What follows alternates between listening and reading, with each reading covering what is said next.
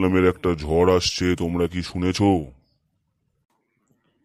হ্যাঁ স্যার, হেব্বি মজা হবে। আম কুড়াবো, বৃষ্টিতে ভিজবো। মাছ আমার বাবা স্যার পার্টি করে। আজকে সারাদিন ভাঙা অ্যালবেস্টার গুড়িয়েছি। বাবা বলেছে ফের পয়সা পাবো, খুব আনন্দ হবে আমাদের। না বাচ্চারা, ঝড় মানে আনন্দ উৎসব নয়। ঝড় অনেক মানুষের কাছে এক ভয়ঙ্কর অভিশাপ। যাদের কাঁচা বাড়ি, যারা ফুটপাতে থাকে, অসহায় মানুষ, পাখি পক্ষ, ঝড় সবার জন্য আনন্দের না, ঝড় সবসময় অভিশাপ। আপনাদের সময়ে স্যার ঝড় হতো না? আমাদের সময়ে ঝড়গুলোর কি সুন্দর নাম! আয়লা, আমফান, হুদহুদ, রেমাল। আপনাদের সময় ঝড়েদের কেমন নাম হতো? আমাদের সময়ও ঝড় হতো। বৈশাখ মাসে কাল বৈশাখী। তখন এত আবহাওয়া দপ্তর উন্নত হয়নি, এত উন্নত প্রযুক্তি ছিল না, তখন এত বিধ্বংসী ঝড় হতো না।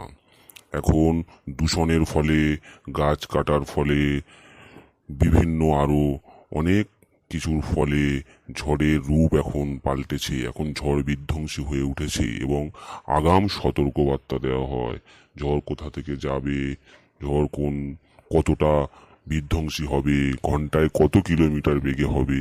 তখন এত উন্নত ছিল না, আমরা এত কিছু জানতে পারতাম না।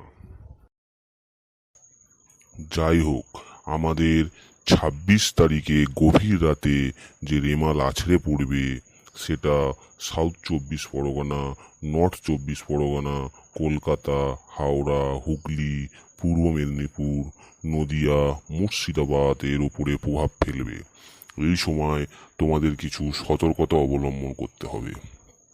ঝড়ের সময় খাটের নিচে বা কোনো ভালো শক্ত কিছু নিচে ঢুকে পড়তে হবে। বজ্র বিদ্যুৎ যখন হবে, কানে হাত চাপা দিয়ে রাখতে হবে।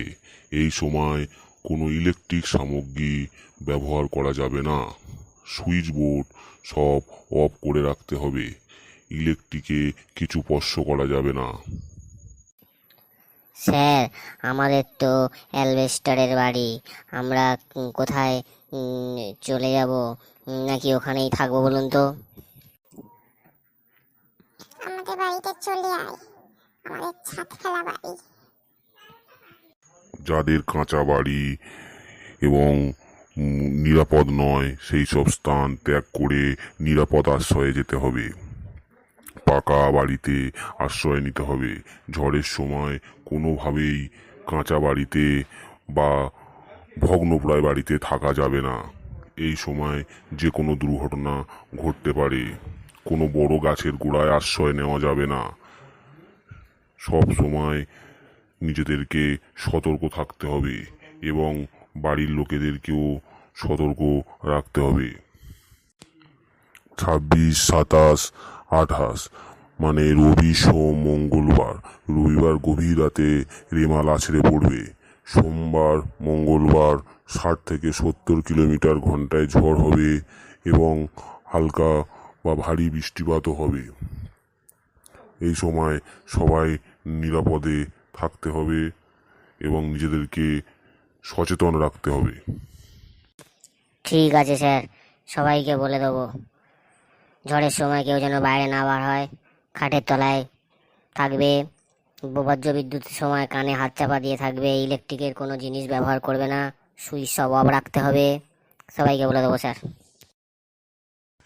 ভিডিওটা তৈরি করেছে পুলক নস্কর। যদি ভিডিওটা সবার ভালো লাগে, লাইক দিয়ে একটু পাশে থাকবেন। গুড নাইট, সবাই ভালো থাকবেন।